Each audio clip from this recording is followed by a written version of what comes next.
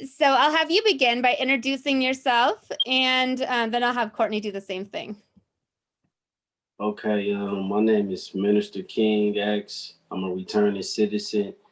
The director of California Prison Focus and Cage Universal. Our primary focus is to bolster the voices from behind the walls dealing with human rights violations. We've been around, my organization been around for over 30 years. We also promote the Agreement to End Hostilities and other programs such as the Agreement to Come Home. So basically, that's who I am, and that's what I'm involved with No Justice Under Capitalism also.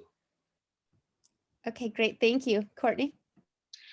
My name is Courtney Morris, and I'm an organizer with No Justice Under Capitalism.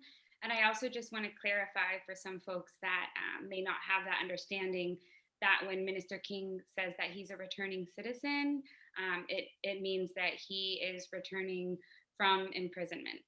So that is a term that I know the media might co-opt some less humanizing terms for folks that have been incarcerated, and returning citizen is a really humanizing way to recommend or to refer to folks, and that's the term that we use.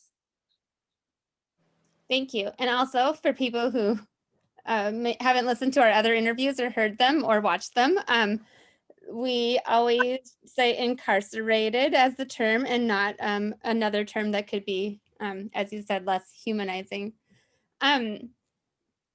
So to begin with, sorry, I have to go back to your colleague's name, Minister Minister. Minister King X. Minister King X. Okay, cool. I'll start with you if that's okay. Can you, so you talked about your experiences of being a returning citizen. Are you comfortable to talk a little bit about how long you were incarcerated and kind of what inspired you to go this direction and do the work that you're doing Yes. now? I went to state prison in 2000, and I went to prison although it was for a crime I didn't commit. I still took responsibility for being there because I allowed myself to be under them circumstances. So while I was there in 2011, 2013, we engaged in a hunger strike to end long-term solitary confinement. From 2011 to 2013, over 30,000 incarcerated people participated to show the resistance against the corporate malfeasance that was going on behind the walls at the time.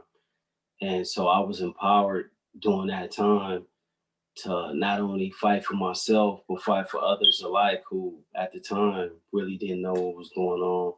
And then it became a part of my culture because now here I am in society, and the very newspaper that used to come and pull us out and do reports. I'm the I'm the director now, you know. So yeah, I was empowered while I was inside to do the work that I'm doing now, and reason why I'm consistent with it because I have made a promise to the brothers and sisters behind the wall when I was down. Hey, you know, I'm gonna come home and do what I can to bolster your voice. Thank you. I appreciate that. Um, I'm so sorry. I have to silence this. Um, I was struck by something that you said. You said that you did you were incarcerated for a crime that you didn't commit, but you were present, so you took responsibility for that particular part of the circumstance. I wanted to talk about that for a quick minute because I just interviewed Wanda Johnson, Oscar Grant's mother. I've many times, but a few, like at the beginning of the year, she was very much looking forward to possibly the other officer who was present and actually contributed to the escalation of the violence that led to her son dying. And she was hoping that he would be held accountable. And then I spoke with her after it had been released that they were not. She was reading me the report from the district attorney, which said they would not hold this officer accountable because he was not the one who actually, he didn't do the actual thing that led to the death. And I wonder what you think about that really uneven playing field and the double, like the very blatant kind of double standards where somebody won't be held to any degree of account, and then somebody else has to be, like yourself, accountable just for being present. Yes, I mean, so I think it's implicit. It depends what kind of socioeconomical background you come from. Uh, at the time, me personally, as I was coming up as a youngster, I was raised and born in Oakland, California, and when I was coming up in the 80s and the 90s, it was a harsh environment. It was a hostile environment. And although I didn't do my crime, when I say take a responsibility, I'm talking about take responsibility for self. So CDC small r, and I say small r because there is no rehabilitation.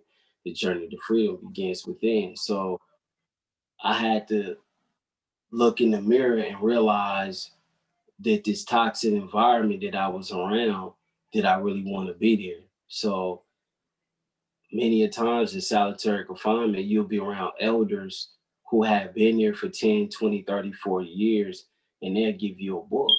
And they say, hey, learn more about yourself, learn more about the environment, learn more about, you know, uh, how could you get involved with your community and give back to the world and be a part of it instead of always being seen as against it.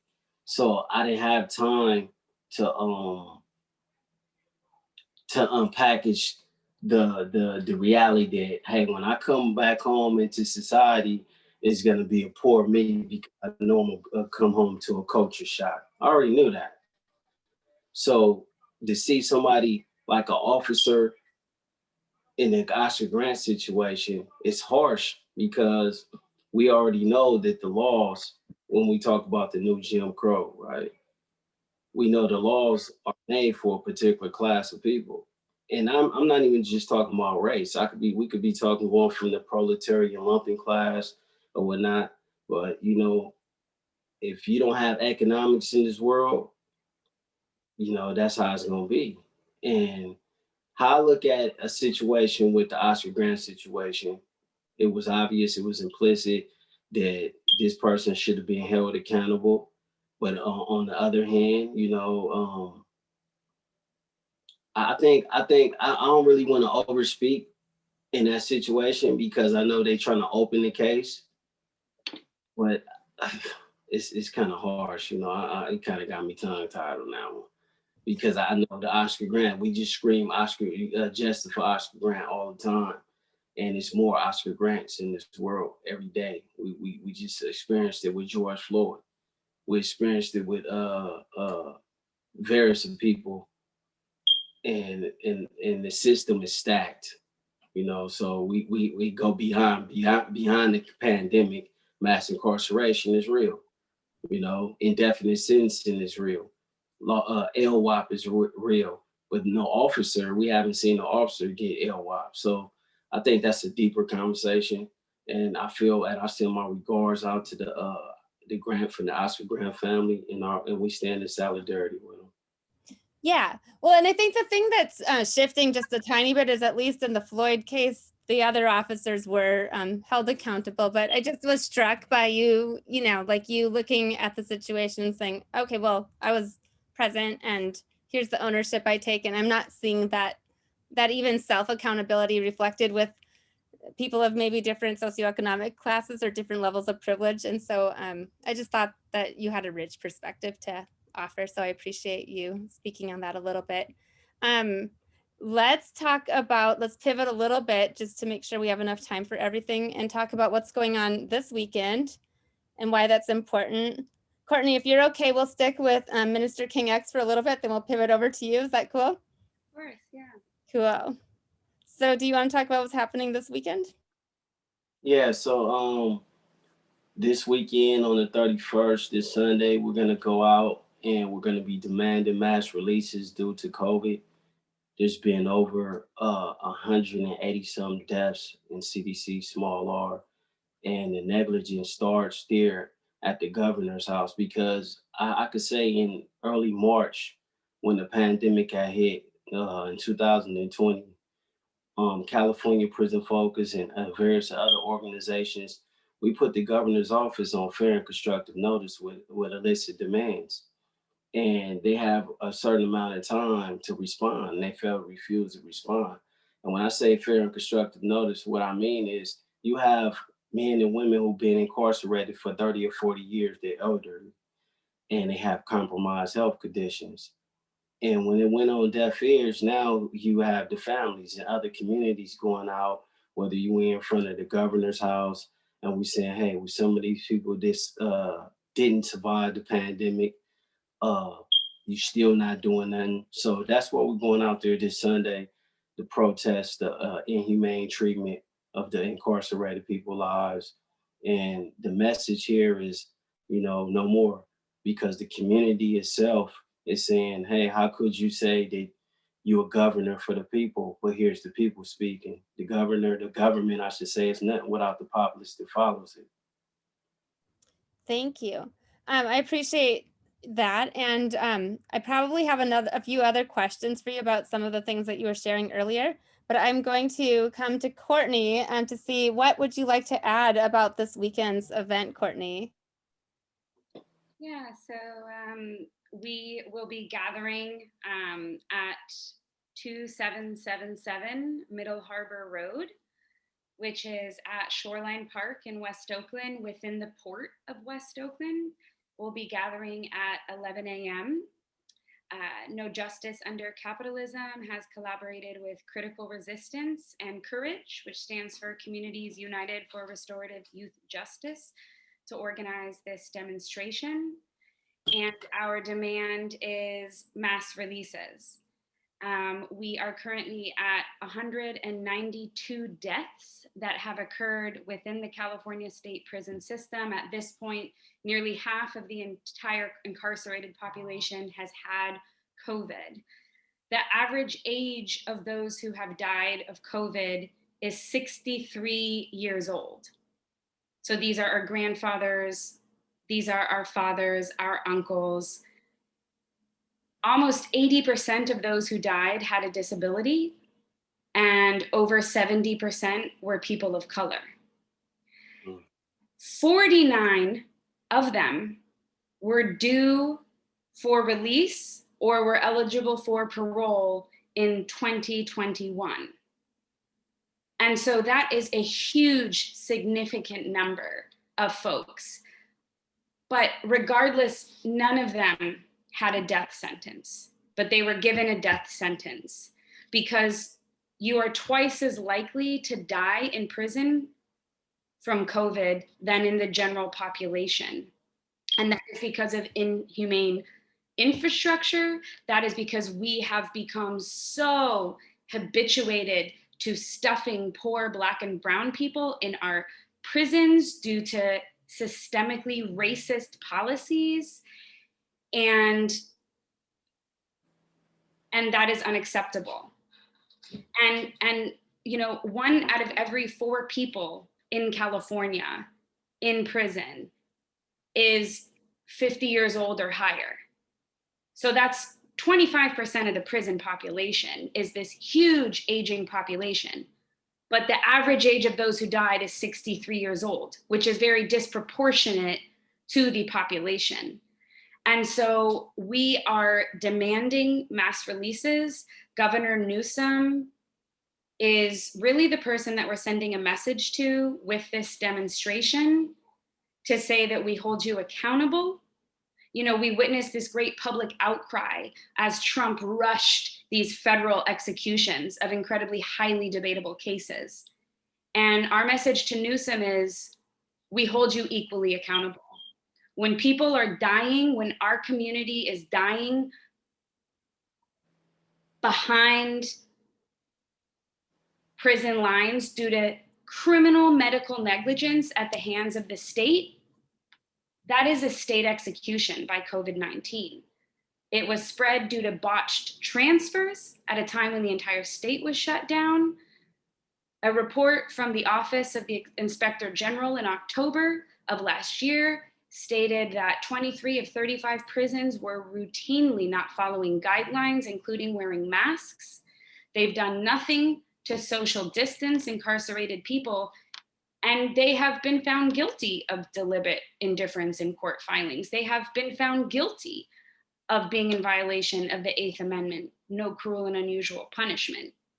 So all fingers point to the state and all fingers point to Newsom. And so this demonstration, which will consist of a really impactful rally and a car caravan, which you'll learn more about when you attend the demonstration, is really about sending a message to Newsom that we hold you accountable.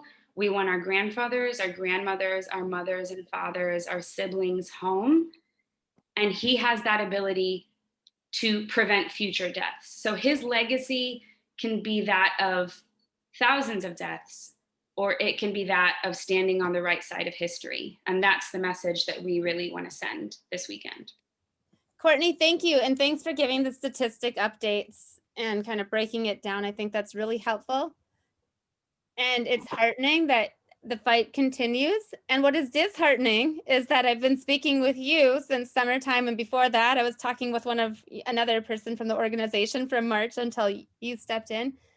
People have been demanding and begging Governor Newsom to make some changes and to release people. And why is it not happening yet? What are you making of the slow progress? Yeah, I would say, there were about 18,000 people that were slowly released from the start of the pandemic, but these were people that were due for release, or they were very, very, very close to their release date, right? Because they gave 12 weeks of extra credit earning opportunities to folks inside. So we didn't see any really high profile commutations, clemencies, things like that. We saw a lot of folks that were due for release, released. It was just business as usual. Apart from that, which was a direct reaction to public outcry, which is why it's so important to maintain political pressure. Mm-hmm. But there was that initial reaction at the start of the pandemic, and there's been nothing since. Yet we are at the peak, the ongoing peak of the crisis. More people are dead now than there were before. So why does the state to remain silent? That is a great question. I think that Governor Newsom is incredibly worried about his political career.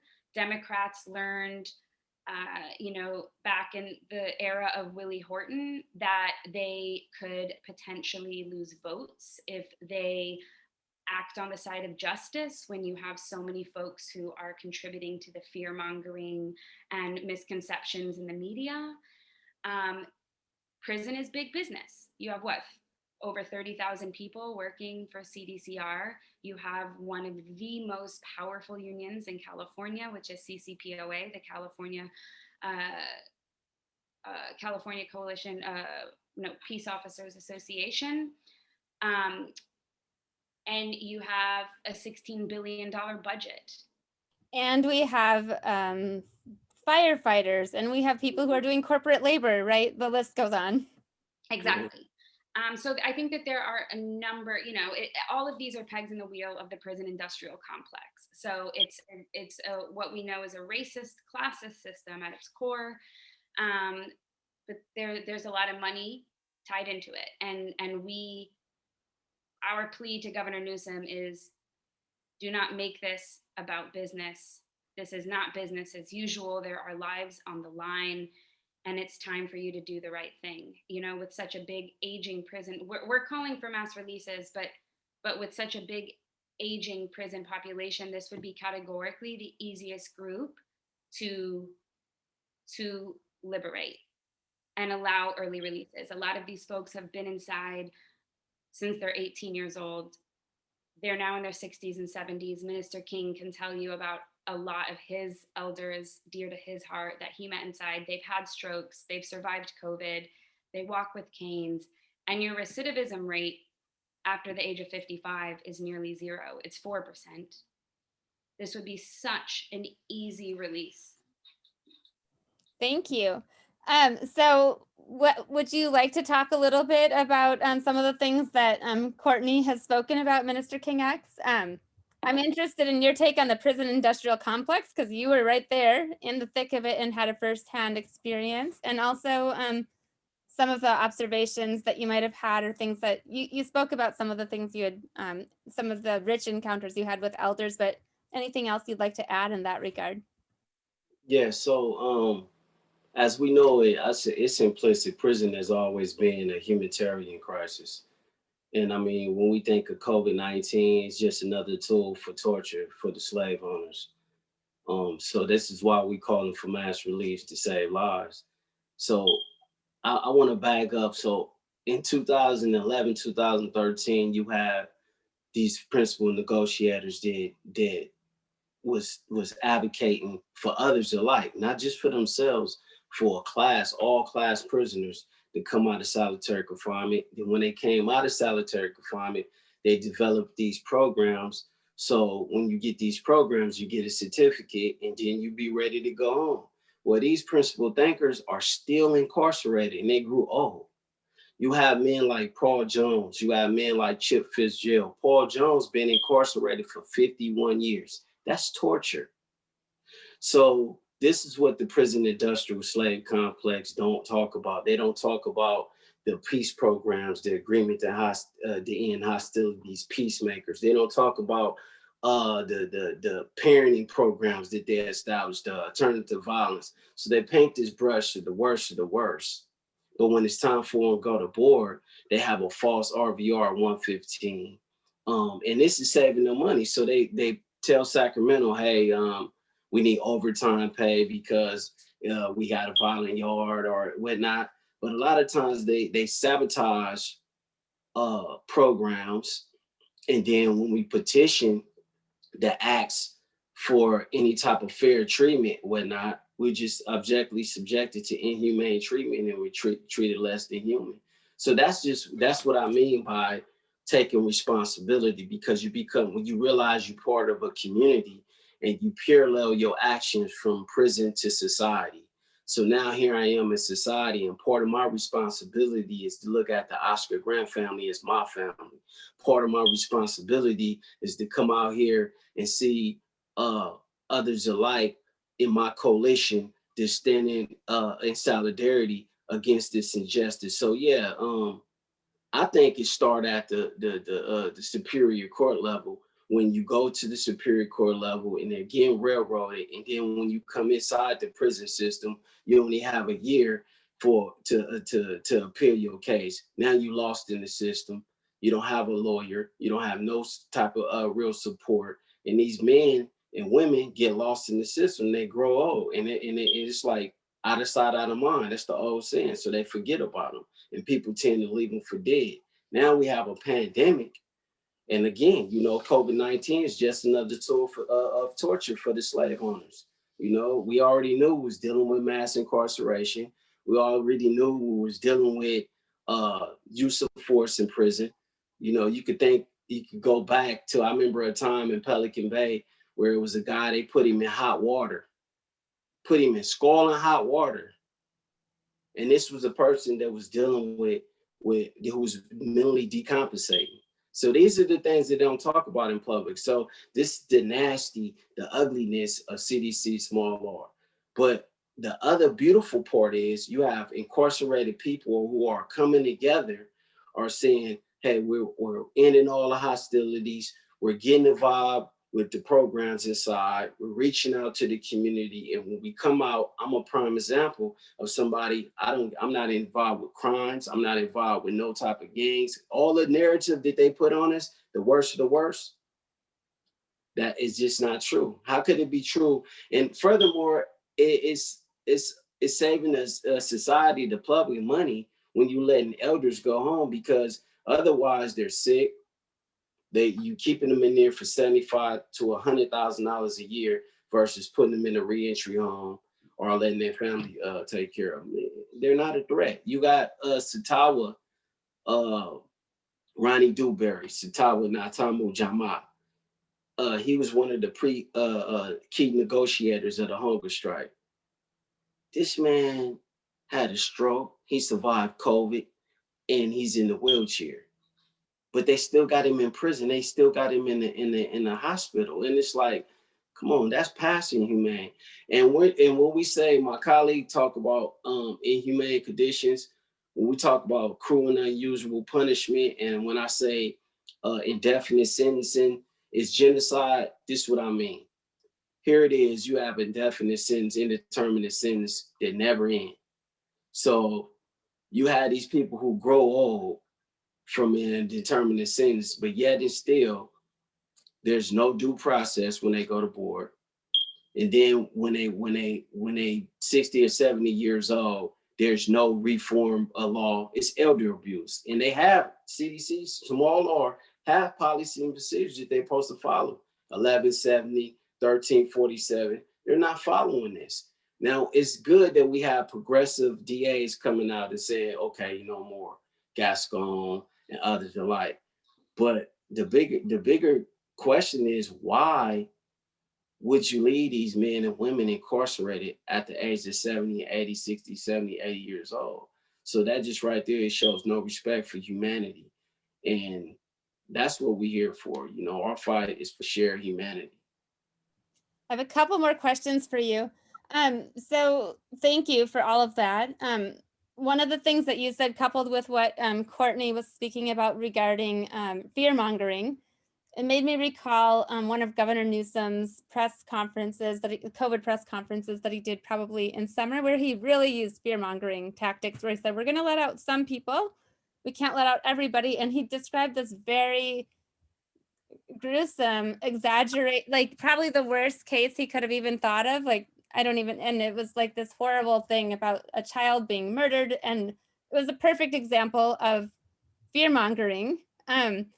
So I always think it's worth it to try to educate the general public. Like, what do you say to the general public who is swayed by a conversation like that, by saying we can't let people out early or else this is going to happen, and recidivism and that whole narrative? What would you like to say to have, like, to the general public to help educate them? Well, I mean, when you say recidivism, you got groups like Anti-Recidivism Coalition will give you the statistics.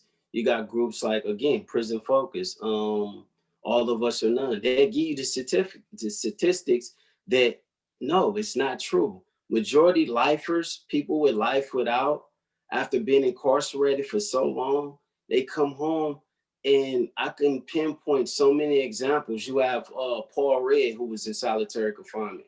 He's doing a lot of community service, but once upon a time, he was labeled as the worst of the worst. But here's a man of peace. Here, these are people that's coming out in society, and what people, I would like the society, the public to know about the incarcerated class, that they're still human.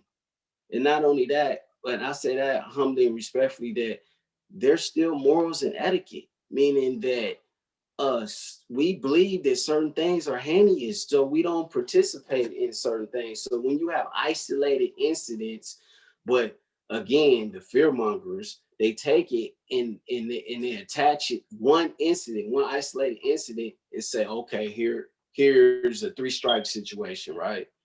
Next thing you know, somebody getting life, 75 to life for a stolen piece of pizza or a bike. That's unjust. And the public should know that. So I think what happens is, when we have in our groups, for example, a lot of times we have study groups. A lot of times when we have in our meetings, we're educating the public. So I encourage people to get involved, to get involved with our pop-ups, to read the newspapers, the California Prison Focus newspaper, the San Francisco Bay View newspaper, read the newspaper and hear from the incarcerated class themselves, and see how you have people that's returning citizens that's doing really good. And they could be the type of examples to show that, hey, we're coming home to get involved, and we're coming home to say that no one is beyond redemption. Regardless, 25, 30, 40 years ago, they're not the same people. And once you become of age, and that's what I meant earlier about accountability and responsibility, change started within. And it's just so many examples that I could pinpoint.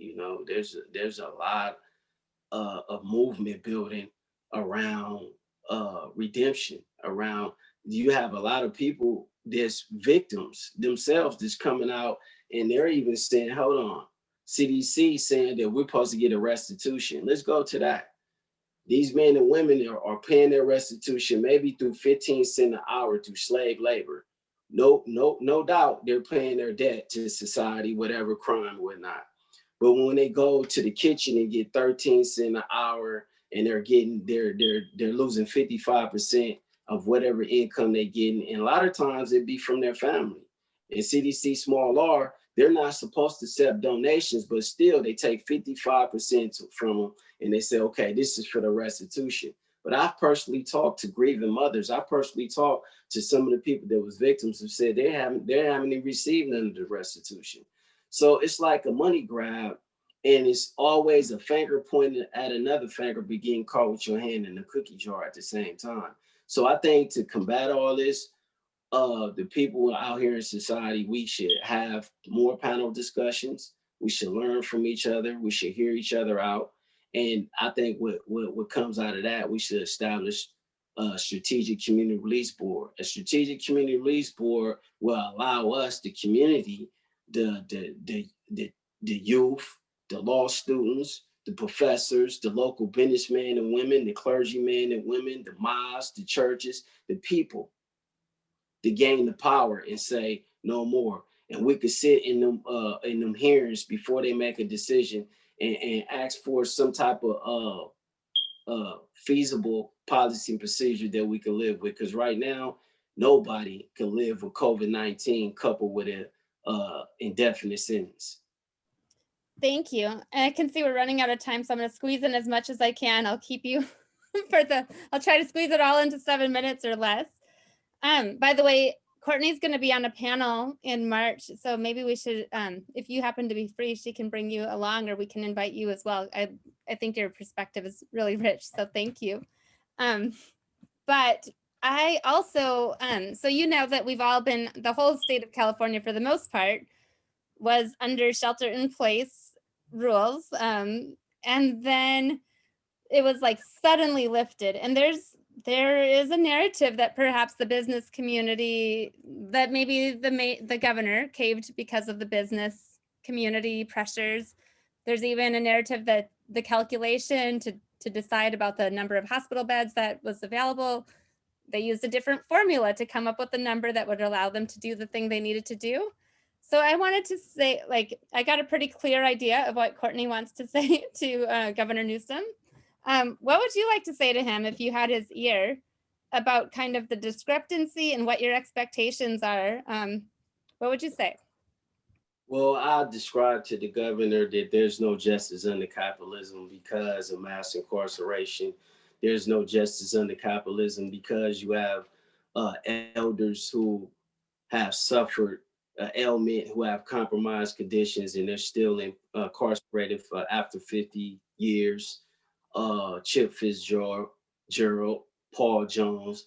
I would say to the governor, most of all, stop allowing state agents and government agents acting under the color of law to deliberately commit attempted murder when they allow or deliberately put other non-COVID incarcerated people with people who have COVID. That right there is a deliberate indifference to their medical needs. And if it falls on deaf ears to justice, because the governor has the power to veto SB 1064 law, but he failed or refused to take constitutional corrective action when it's making a decision to someone that wasn't sentenced to die. And yet it's still these state and government agents are allowing or acting in collusion on the behalf of the governor by putting these people in the cell. They're spreading it deliberately.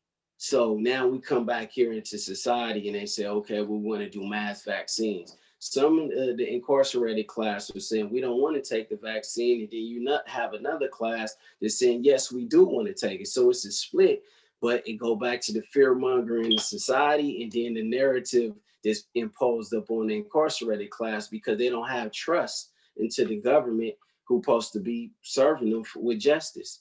So I just tell the governor, no more. This is a super technical question. Do people who are incarcerated have a say in whether or not they get the vaccine? There's not a system where they would have to get the vaccine, is there? Or How is it working? Well, so various reports I got. First of all, a lot of guards are not wearing masks. A lot of the incarcerated people are not getting hand sanitizer. They're allegedly, arbitrarily stipulating that the hand sanitizer is contraband. So here they are, they're getting COVID. They don't got masks because it's a shortage of them. And then the guards, they have COVID, and they're still coming through the gate getting temperature checked. But because they want to get money for overtime pay, they're still coming to work. Now here you have a situation where I got a report earlier today, and an incarcerated person was telling me because they didn't take the test, they told them, okay, well, you're not getting a family visit no more. You're not getting, you're gonna lose your job. You're gonna get an RVR, rule violation report. This is coercion. So if you don't have a right to say no, and then what they're doing is they're basically arbitrarily molesting you of your rights. They're just stripping you of your human dignity, your human rights, and your civil rights. This is a violation of the UN's United Declaration of the Declaration of the Human Rights. Yeah. And I'm sorry to interrupt, but to answer the question specifically about vaccines, they have so far rolled out about 8,000 vaccines within CDCR. They are targeting elderly and immunocompromised. You do have the choice if you get vaccinated or not. There's understandably a lot of people that have a lot of mistrust due to a history of racist medical experimentation and CDCR's own medical negligence. But, you know, as a coalition, it is our belief that every single CDCR employee should be vaccinated. It should be mandated, which it has not been, because they're the vectors of transmission, right? So employees, it's recommended they're vaccinated, but it's not mandated, but they're the ones who are spreading it inside. Incarcerated people aren't giving it to themselves. They can't go anywhere. So that's not happened. We're down to the last 30 seconds. So give us your last, you can talk us all the way out. All right, so we would like to see all incarcerated people have first priority for the choice to be vaccinated, but we don't want the state to use that as an excuse not to release people. Anything else you want to add? Please join us on Sunday. Although it is heavy topics, important topics, there will be the Brass Liberation Orchestra performing. There will be Boom Shake, an amazing group of drummers. We will be uplifting our voices very joyfully as we move our way forward and make plans for how the struggle will continue in 2021. Minister King X, did you have another thing that you wanted to add? Yes, I would just like to ask the people to embrace the agreement, to come home, to get more involved and learn more about what we've been doing for the last 30 years at prisons.org/actions, and listen to Prison Focus Radio on KPOO 89.5. Yeah, and get involved. You know, read our newspapers, reach out to San Francisco Bayview. Let's see each other every day as humans, you know, to share humanity. And if it's something that I can do and our coalition can do to get involved, to be a part of that shared humanity, you know, call us upon it, because we calling out to the community to say no more with us in solidarity against what the governor and CDC small r has imposed. Thank you both